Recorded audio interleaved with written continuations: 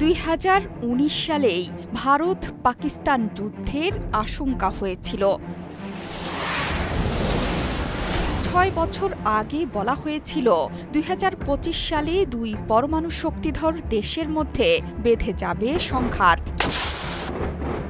আমেরিকার রাটগার্স বিশ্ববিদ্যালয়ের সেই গবেষণায় বলা হয়েছিল কাশ্মীর বিরোধের জের ধরে ভারত ও পাকিস্তানের পারমাণবিক যুদ্ধে তাৎক্ষণিকভাবে প্রায় 12.5 কোটি মানুষের প্রাণহানি ঘটবে।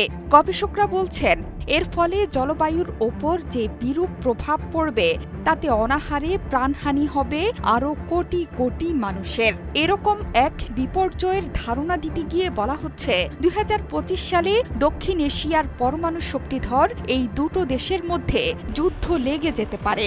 এমনকি তখন যুদ্ধ কিভাবে শুরু হবে তার কাল্পনিক দৃশ্য তৈরি করেছিলেন গবেষকরা। সেই দৃশ্যকল্পে এসেছিল কাশ্মীর ইস্যু।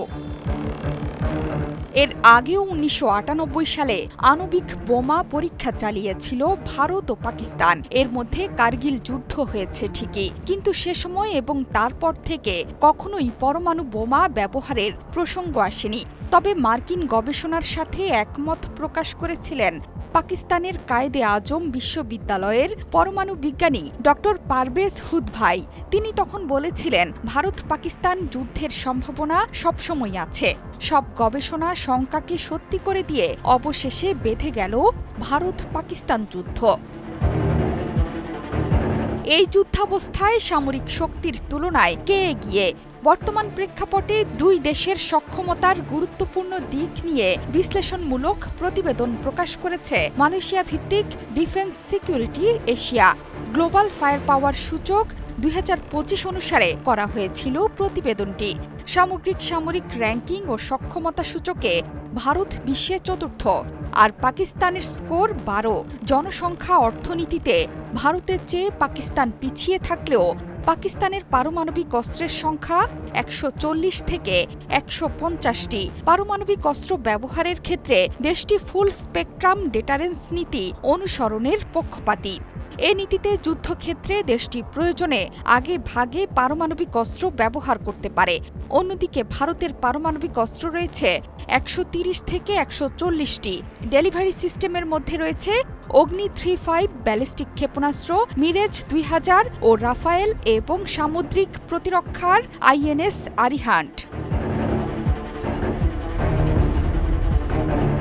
ভারত পাকিস্তান সংঘাতের কেন্দ্রবিন্দুই হল স্থলবাহিনী। ভারতের ট্যাঙ্ক 4614টি, সাজোয়া যান 1,51,248টি, কামান 9,719টি। বিশেষ বাহিনীর মধ্যে আছে প্যারাএসএফ, ঘাতক ফোর্স, MARCOS। অন্যদিকে পাকিস্তানের ট্যাঙ্ক 3,742টি, সাজোয়া যান 50,000, কামান 4,472টি। ভারতের মোট বিমানের সংখ্যা 2,229টি। এর মধ্যে যুদ্ধ বিমান 513 থেকে 606টি। পাকিস্তানের মোট বিমান 1,399 থেকে 1,434টি। এর মধ্যে যুদ্ধ বিমান 328 থেকে 387টি। জোহরা চৌধুরী সেতু, 71।